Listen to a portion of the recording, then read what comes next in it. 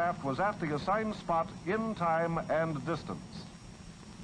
On Red Wing also, a research and development air crew accomplished the first delivery of a megaton bomb by a B-52 bomber.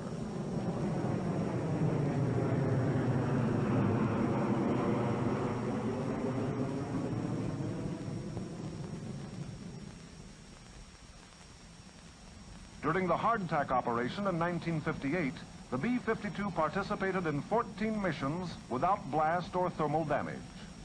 Significantly, the bulk of these missions were oriented to produce side-loading effects to determine the B-52's capability for multiple delivery strikes, where blast and thermal loads could be received at any angle from weapons delivered by other aircraft.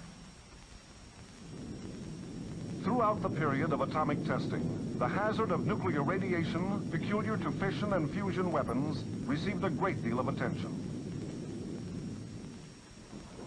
Since delivery aircraft need to be concerned only with the nuclear cloud aspect of radiation, this report will be limited to the cloud studies. In the earlier operations, drone aircraft penetrations established safe parameters for the manned fly-throughs during Operation Teapot in 1955, when Air Force pilots flew T-33s through atomic clouds over Nevada 17 minutes after the burst. The first megaton cloud penetration study was made in 1956 on Operation Red Wing.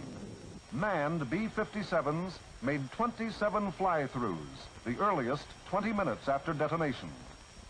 These test results formed the basis for the safe separation times listed in the EWO. Additional penetrations by B-57s during the 1958 hardtack operation verified the Red Wing conclusions.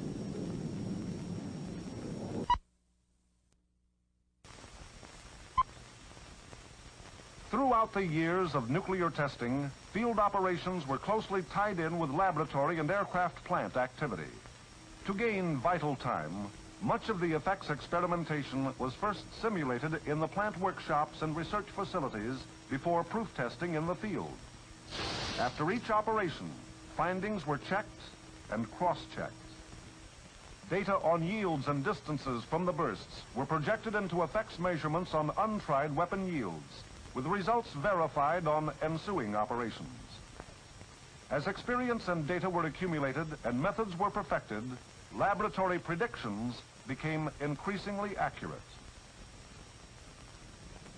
Thus, from the often lighted crucible of atomic test fire and attendant laboratory work, were collected the substantial array of results utilized to influence the planning of a safe route for you beyond the HHCL. This route planning, in turn, stems from a complex target assignment undertaking which began long before SAC headquarters issued its current EWO with your sortie number in it. When high-level target agreement has been reached, the Joint Chiefs of Staff assign SAC headquarters its quota of targets. Both targets and priorities are determined by national policy and the latest intelligence information.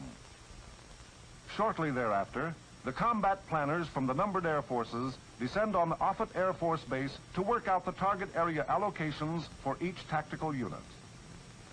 IBM computing units are utilized to work out this distribution, taking into consideration such factors as base location, type of aircraft, geographical area, and target priority.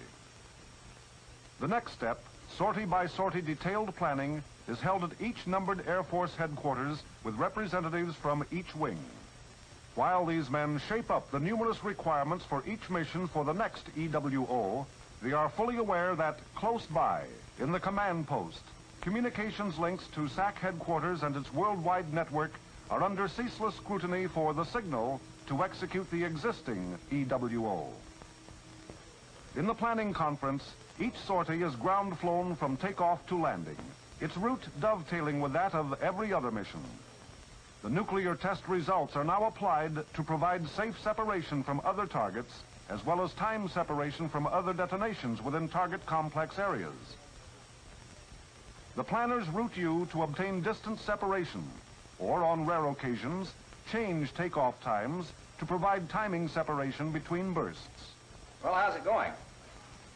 Sortie 1 is okay with the separation criteria that you've given to me. He can avoid this DGZ by braking right after the target. We do have a problem with sortie 2, however. He can avoid these DGZs by braking left. But my performance engineer tells me that he will be out of fuel prior to reaching the post-strike base. We've got to take him through this area somehow.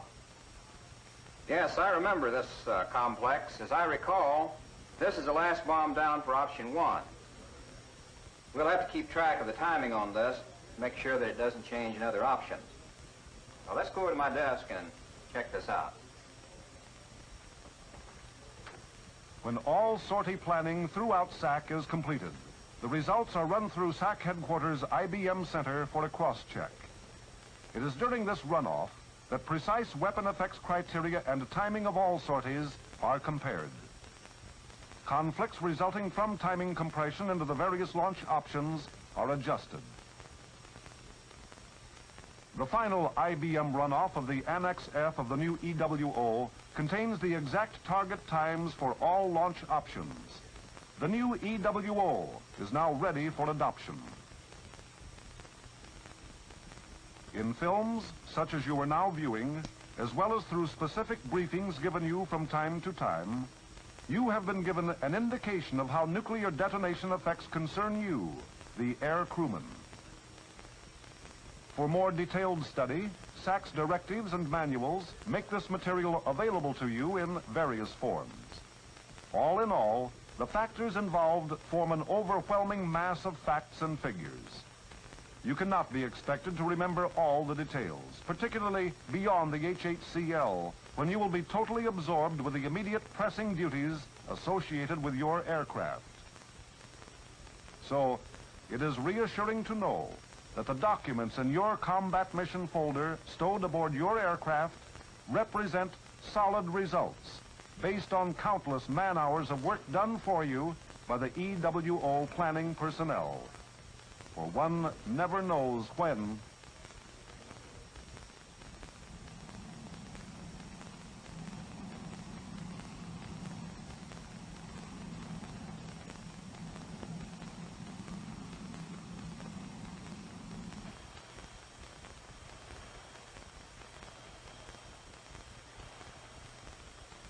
Navigator, this is Pilot. Haven't we about reached the turnaround point? I'm about ready to head home. Good timing. All set to change heading to standby 1. Something's coming in. Sky King, this is Migrate. This is Migrate. Do not answer. Do not answer. Break. Alpha Sierra Foxtrot. Bravo Juliet Oscar. Papa Mike Tango. Break. The call code.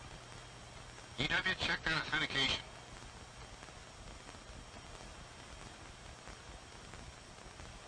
Pilot, this is EW. It checks. We've received the gold code. Check your envelopes.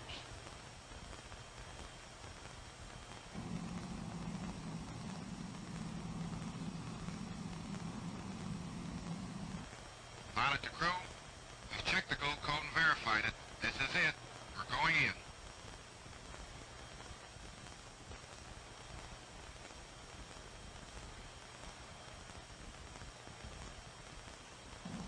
So you bore in past the HHCL. All 6 of you wrapped in this metal cocoon like a submarine crew beneath the sea. For the next few hours, except for the pilot's glimpse of the passing countryside during low-level operation, your only contact with the world outside will be a sporadic wink of light, followed by a sharp jolt. On Crossroads, a modest beginning was made when the Navy placed instrumented aircraft and separate components aboard its test ships in Bikini Lagoon. The kiloton yield Able and Baker shocks provided only a smattering of blast and nuclear radiation data.